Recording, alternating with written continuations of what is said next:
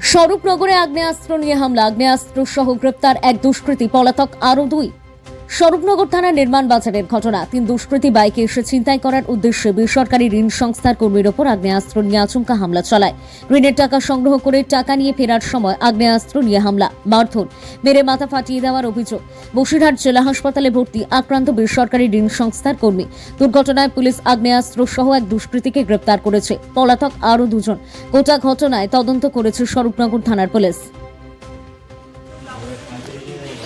আমি কালকে কালেকশন থেকে ফিরছিলাম। সততা মাইক্রো ফাইন্যান্সে কাজ করি। এবার সততা মাইক্রো ফাইন্যান্সের কালেকশানে থাকি। আমি বিকালটায় যাই হচ্ছে আপনার স্বরূপদা ভিখারি বাজার আপনার। এবার ওখান থেকে করে বকুলতলা মোড় থেকে বেরিয়ে এসে যতবার লাস্ট কালেকশান করি।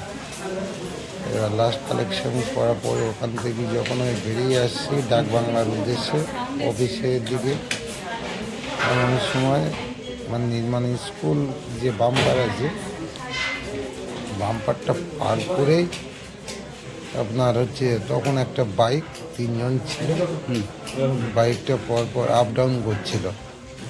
আমি জানছি কে করছে না, বাইক যে ওদের চলে।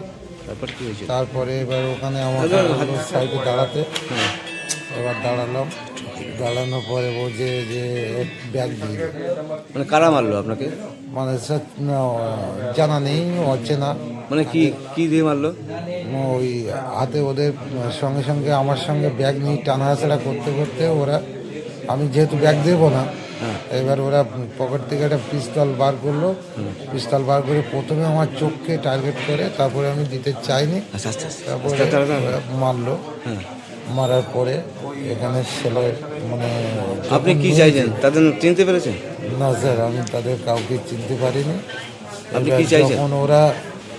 যখন ওরা ধস্তাধস্তি করতে করতে আমার ব্যাগ নিয়ে চলে যাচ্ছে, তারপরে যে আমাকে পিস্তল দিয়ে মারতে গেছিল আর মেরেছিল, এবং একটা রড মতনও ছিল ওদের হাতে, মাঝখানে যে বসা ছিল, যে আমার কাছ থেকে ব্যাগটা টেনে নিয়েছিল, আর পিছনে যে ছেলেটা ছিল ওর কাছেই ছিল পিস্তল।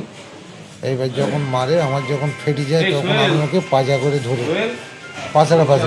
চিনতে পেরেছেন নামটা? মানে আমি তো চিনতে পারবো কি করে, ওদের তো সব মামলা ছিল, টুপি ছিল। আপনার নাম? আমার নাম বিশ্বজিৎ মণ্ডল।